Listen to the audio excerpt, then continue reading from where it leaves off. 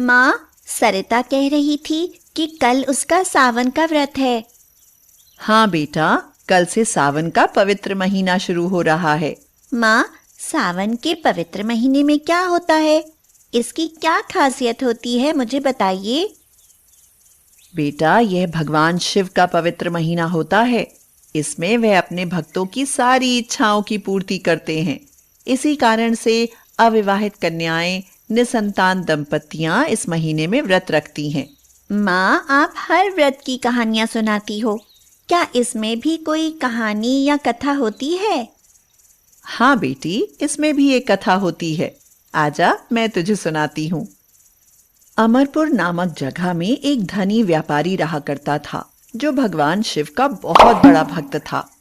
पुत्र पाने की इच्छा से वह भगवान शिव की पूजा और व्रत किया करता था। हे प्रभु, आज से सावन का पवित्र महीना शुरू हो रहा है। मैं आपसे एक वरदान मांगता हूँ। कृपा करके मुझे एक संतान दे दीजिए। सुनिए, यह भक्त आपकी इतनी पूजा करता है, तो आप इसकी इच्छा पूरी क्यों नहीं कर रहे हैं? हाँ, मुझे क्या थे पार्वती, ये मेरा बहुत अच्छा भक्त है और अटूट भावना से मेरी पूजा करता है, परंतु इसकी किस्मत में संतान का योग नहीं है। यदि मैंने इसे संतान दे दी तो वो 16 वर्ष में ही मृत्यु को प्राप्त हो जाएगी। इस कारण मैं इसको संतान होने का वरदान नहीं दे रहा हूं। प्रभु, जब वह आपकी इतनी सेवा कर रहा है तो आपको उसकी इच्छा पूर्ति करनी चाहिए। ठीक है, जैसी तुम्हारी इच्छा। अगर तुम्हें यह लगता है तो मैं उसको अवश्य संतान का वरदान दूंगा। उसी रात भगवान शिव व्यापारी के सपने में जाते हैं। हे प्रभु, ये आपने मुझे कैसा वरदान दिया है? आपने मुझे पुत्र होने का वरदान भी दिया और 16 वर्ष बाद वो मृत्यु का ग्रास बन जाएगा, ये श्राप भी दे दिया। कुछ दिन बाद उनके घर में एक पुत्र जन्म लेता है। घर में सब बहुत खुशी खुशी उसके आने का जश्न मनाते। यहाँ पर लोग जश्न मना रहे हैं। मैं अपनी पत्नी और इन लोगों को कैसे समझाऊं कि इस बच्चे की उम्र बहुत अधिक नहीं है। व्यापारी उसका नाम अमर रखता है। धीरे धीरे समय बीत जाता है। जब अमर 12 वर्ष का हो जाता है, तब व्यापारी अमर के मामा दीपचंद से कहता है, दीपचंद, मैं चाहता हूं कि हम अमर को उच्च शिक्षा के लिए वाराणसी भेजें। तो तुम एक काम करो, तुम उसको शहर छोड़ाओ और बीच रास्ते में यज्ञ करना और ब्राह्मणों को भोजन भी करवा देना। ठीक है जीजा जी, जैसा आपको ठीक लगे। मैं कल ही अमर को लेकर चला जाता हूं। दीपचंद और अमर अगले दिन बनारस के लिए निकल पड़ते हैं।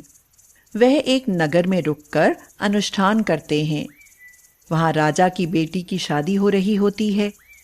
लड़के का पिता कहता है, मेरा बेटा काना है। अगर ये बात लोगों को पता लग गई तो उसकी शादी रुक जाएगी। ये 2 लोग इस नगर के नहीं लगते। मैं इनसे बात करता हूँ। वह अमर और दीपचंद की तरफ जाता है। लड़के का पिता कहता है, जी सुनिए, मेरे बेटे की शादी हो रही है। वो काना है और मैंने लड़की वालों से ये बात छुपा रखी है। तो क्या तुम मेरे लड़के की जगह पर जाकर शादी कर सकते हो? मैं इसकी जगह तुमको बहुत सारा पैसा दे दूंगा। ठीक है, हमें कोई दिक्कत नहीं है। पर मामा जी, ये गलत होगा। बेटा, इसमें भी हम किसी की मदद कर रहे हैं, इसलिए मदद करने में कुछ भी गलत नहीं होता है। हंसी खुशी शादी निपट जाती है, पर अमर को यह बात सही नहीं लगती है। इसलिए वह लड़की की ओढ़नी में अपनी सारी बात लिखकर चला जाता है। लड़की कहती है, पिताजी, मुझे इस लड़के के साथ अपनी विदाई नहीं करनी है। तो राजा बोला, क्यों बेटा, तुम ऐसा क्यों कह रही हो? इससे तो तुम्हारी शादी हो चुकी है और शादी के बाद तो हर लड़की को विदा होकर जाना ही पड़ता है। नहीं, मेरे संग जिस लड़के ने शादी करी है वह तो बनारस में अपनी पढ़ाई के लिए जा रहा था और यह लड़का काना है। सब लोग यह देखकर दंग पड़ जाते हैं। अमर अपने मामा के साथ बनारस पहुंचा। वहां उसने शिक्षा लेनी शुरू कर दी। ऐसे ही समय बीता और अमर का 16वां जन्मदिन भी आ गया। उस दिन वह ब्राह्मणों को दान दक्षिणा देकर रात में सो गया। शयन अवस्था में ही अमर के प्राण निकल गए। अगली सुबह दीपचंद ने कहा, अरे, आज अमर अभी तक सोकर नहीं उठा। वो तो रोज सुबह जल्दी उठ जाता है। जैसे ही वह अमर के पास जाते हैं तो देखते हैं कि उसकी तो मृत्यु हो गई है। अरे, ये क्या? अमर के शरीर में तो प्राण ही नहीं है, इसकी तो मृत्यु हो गई है। हे भगवान, ऐसा कैसे हो सकता है? मैं घर जाकर जीजा जी और दीदी को क्या जवाब दूंगा? वहीं समीप से शिवजी और पार्वती जी निकल रहे थे। पार्वती जी बोली, प्राणनाथ, यह व्यक्ति क्यों रो रहा है? कृपया इसका दुख दूर करिए। तो शिवजी ने कहा, मैं इसका दुख दूर नहीं कर सकता हूं, क्योंकि मैंने इसके पिता को तो संतान प्राप्ति का वरदान दिया था। उसके अंतर्गत यह बच्चा केवल 16 वर्ष की आयु तक ही जीवित रह सकता था, और अब इसकी आयु 16 वर्ष पूरी हो चुकी है, जिसके कारण यह बच्चा मृत्यु का ग्रास बन चुका है। हे प्राणनाथ, आप इस लड़के को जीवित कर दीजिए। उसके माता पिता को जब यह पता चलेगा तो वह यह प्राणघात झेल नहीं पाएंगे। इस लड़के के पिता आपके परम भक्त हैं। वह वर्षों से आपका सावन का व्रत कर रहे हैं।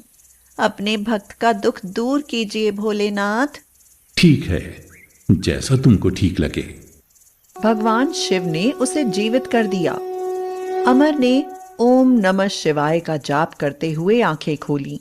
ओम नमः शिवाय, ओम नमः शिवाय।